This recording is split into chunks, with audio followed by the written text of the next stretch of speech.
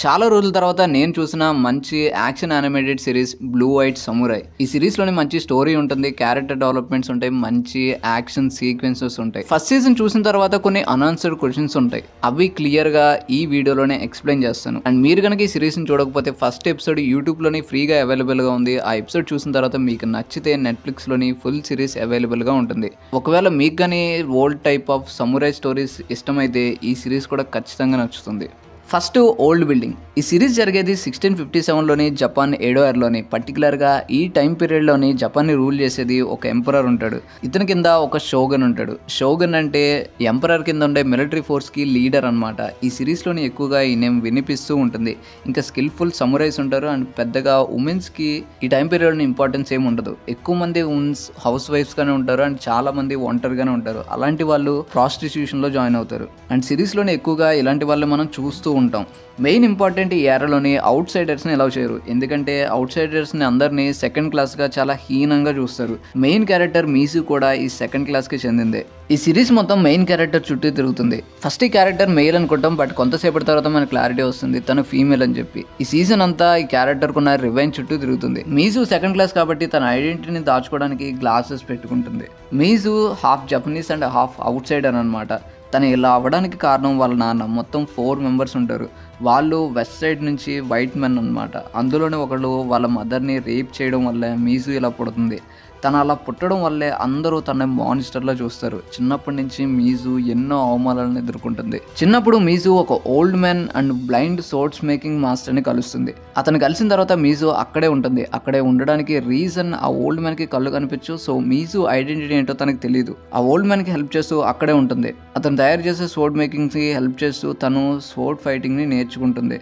ఒకరోజు ఆ old man మీసు ఇలా సోర్డ్ ఫైటింగ్ నేర్చుకుంటుందని చెప్పి కనిపెట్టేస్తాడు. ఓల్డ్ మ్యాన్కి కళ్ళు కనపడవు, కానీ మీసు ఎవరు ఏంటనేది కనిపెట్టగలుగుతాడు. తన ఐడెంటిటీ ఏదైనా సరే తను స్ట్రాంగ్ అవ్వగలదు, కానీ దానికంటే ముందు తను బీట్ చేసుకోవాలని చెప్తాడు. సో ఓన్లీ నైట్ మాత్రమే ట్రైనింగ్ అవ్వడానికి మీసుకి పర్మిషన్ ఇస్తాడు. అండ్ ఈ ఫైటింగ్ నేర్చుకుంటూ తను ఉమెన్ లా కాకుండా మెల్లగా ఒక కొత్త లైఫ్ ని స్టార్ట్ చేస్తుంది. అడల్ట్హుడ్ వచ్చేసరికి మీసు ఒక స్కిల్ఫుల్ సోర్డ్స్ మ్యాన్ గా మారుతుంది.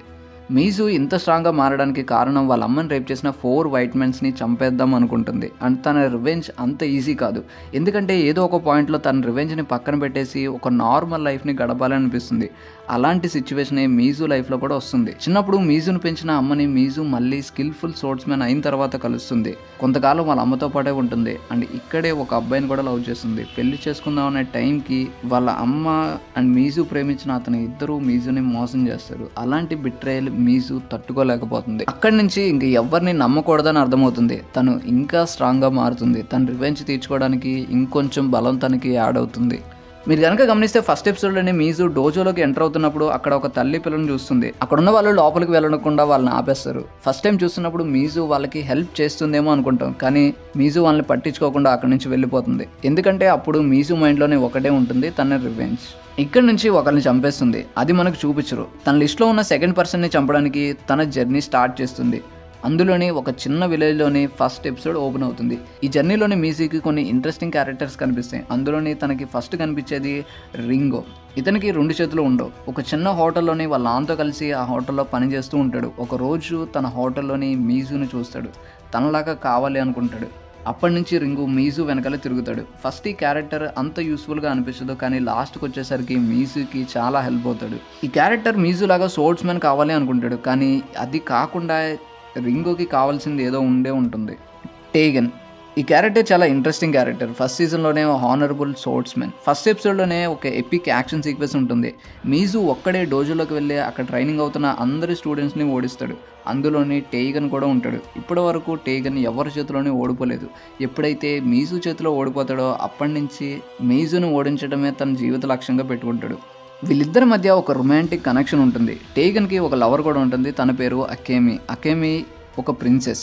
ఈ షోలోని మోస్ట్ డిప్రెసింగ్ క్యారెక్టర్. తన లైఫ్ తన కంట్రోల్లో ఉండాలనుకుంటుంది. ప్రిన్సెస్గా తను చేయవలసింది పెళ్లి చేసుకోవడం, పిల్లలు కండవు. ఎప్పుడు తన లైఫ్ తన కంట్రోల్లో పెట్టుకోవాలని అనుకుంటుంది. అలాంటి ఛాన్స్ కూడా వస్తుంది. తన లవర్ అయిన టేగన్తో కలిసి వెళ్ళిపోయే ఛాన్స్ వస్తుంది, కానీ అకేమి మాత్రం వెళ్ళదు. అకేమి ఈ సీజన్ అంతా తనకి ఏం కావాలో వెతుకుతూనే ఉంటుంది. లాస్ట్కి తన హస్బెండ్తోనే ఉండడం కరెక్ట్ అనుకుంటుంది. తను ప్రాస్టిట్యూషన్ హౌస్లోకి వెళ్ళిన తర్వాత అక్కడ ఒకటి నేర్చుకుంటుంది, అదే మ్యానిపులేషన్. తను ఒక గుడ్ మ్యానిపులేటర్. తన హస్బెండ్ని ఎలా కంట్రోల్ చేయాలో అకేమికి తెలుసు. ఎప్పుడైతే తన హస్బెండ్ని కంట్రోల్ చేస్తుందో ఆటోమేటిక్గా తన లైఫ్ తన కంట్రోల్లోనే ఉంటుందని చెప్పి అకేమి అనుకుంటుంది. ఇంకా final and important character villain Abijah Fowler. Fowler ఒక కాసిల్లో ఉంటాడు. అక్కడికి వెళ్ళడం కానీ అక్కడి నుంచి తప్పించుకోవడం కానీ చాలా కష్టం.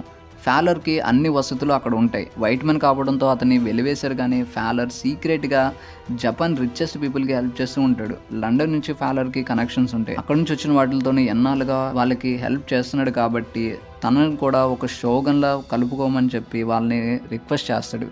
కానీ ఫ్యాలర్ని వాళ్ళు రిజెక్ట్ చేస్తారు, ఎందుకంటే అతను వైట్ మ్యాన్ కాబట్టి. 10 yearsగా ఫ్యాలర్ వాళ్ళకి సాయం చేస్తూ ఉంటాడు. ఒకేసారి అతన్ని రిజెక్ట్ చేసేసరికి ఫ్యాలర్ వాళ్ళ మీద తిరుగుబాటు స్టార్ట్ చేస్తాడు. అక్కడ ఉన్న షోగన్ని దింపేసి అతని ప్లేస్లో ఫ్యాలర్ మాట వినే వాళ్ళని పెట్టి ఇండైరెక్ట్గా జపాన్ని రూల్ చేద్దామని చెప్పి ఫ్యాలర్ అనుకుంటాడు.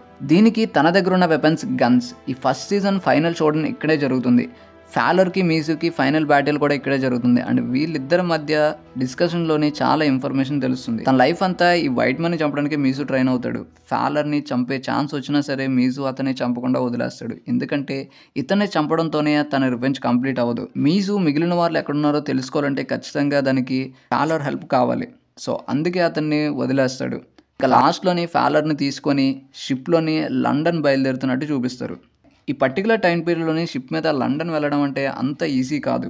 సో సెకండ్ సీజన్ యొక్క స్టార్టింగ్ పాయింట్ డైరెక్ట్గా లండన్లో చూపిస్తారా, లేకపోతే వీళ్ళ జర్నీని కూడా చూపిస్తారా లేదో చూడాలి. ఫస్ట్ సీజన్ మొత్తం నాన్ లీనియర్గానే వెళ్ళింది కాబట్టి మేబీ సెకండ్ సీజన్ కూడా డైరెక్ట్గా లండన్లో స్టార్ట్ చేసి వీళ్ళ జర్నీని ఫ్లాష్ బ్యాక్లో చూపించే ఛాన్స్ ఉంది. సో ఈ సీజన్ చూసిన తర్వాత మీకేమనిపించిందో కామెంట్ చేయండి. అలానే వీడియో నచ్చితే నా ఛానల్కి సబ్స్క్రైబ్ అవ్వండి. Thanks for watching.